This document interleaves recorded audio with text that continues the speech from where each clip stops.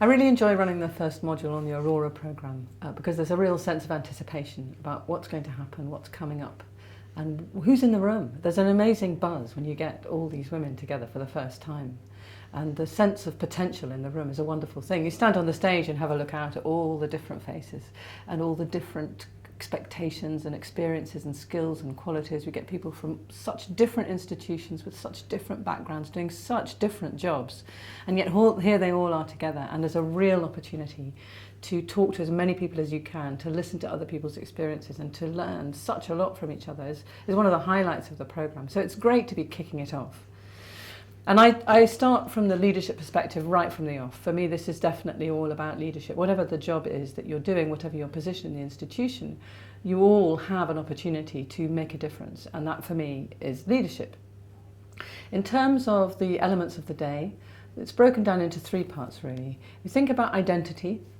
What's your identity? What do people know about you or think they know about you? How much control do you have over how you share your identity with the people that you come into contact with, the people that you're working with, both as advocates of change and new ideas and also as implementers, if you like, of strategy and policy? How do you show up? What are the qualities that you have and how do they show in you? And what do people recognise in you that looks like somebody who's worth listening to? In terms of impact, to ask you to think about the qualities that you already know you have, that people tell you that they value in you and see in you and experience in you, and also how you've learnt those things from other people. Who are the role models, if you like, that you've worked with in the past, from all over, from your private life, from your work life, from the public sphere, people that have struck you as somebody that's worth learning from? And how do we actually do that? We talk a lot about role models and the qualities that they have and what we admire in other people, but how do you actually imbibe those things and make them your own so that other people get the value of them, if you like? And the third element is voice. Really, it's about finding your voice, to some extent blowing your own trumpet. We often find that people are hiding their lights under a bushel, and a lot of the business of leadership in institutions is having the courage, as well as the opportunity, understandably, to be heard with what you have to say. And this is something culturally in institutions that's very important, I think. And also, we can do something about it ourselves. We can find those opportunities. We can make opportunities where actually, if we have something useful to say, we can say it and be heard. So all in all, it's a day for finding out how you are, if you like, the raw material of your own leadership potential, if I can put it like that, which is, what do I already bring? How can I develop in ways that are interesting to me and might be useful to the institutions that I work for and will work for into the future? The major provocation, really, for a lot of the work that we're doing on Aurora is a paper that was published by Louise Morley, which looks at women in higher education leadership. And it's called Absences and Aspirations.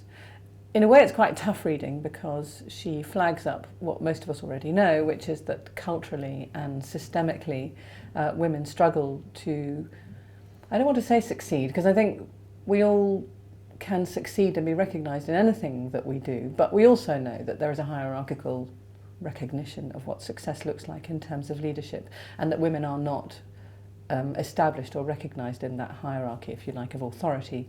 So how could we do about that? This is where the Aurora programme really kind of slots in, trying to open up those conversations for people, both on our modules, our days, and in the action learning sets, and also when they go back to their institutions.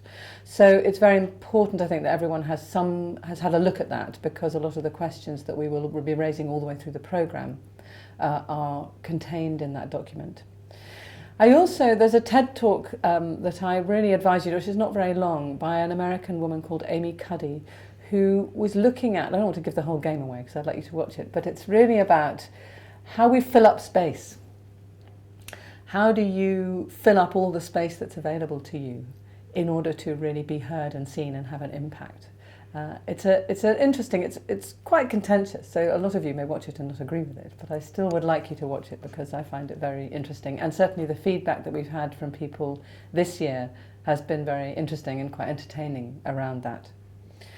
Beyond that, you'll find on the resources page lots of things that other people have put up there. I think until you've started the journey, it's quite hard to know what you're going to be interested in. So it might be a good idea just to have a look and see what's up there in all the modules, all the resource pages, and just notice what catches your eye, what gets your interest, what do you seem to be already interested in, because that will give you a clue about what you're bringing to this programme, and that will help you get the best value out of it.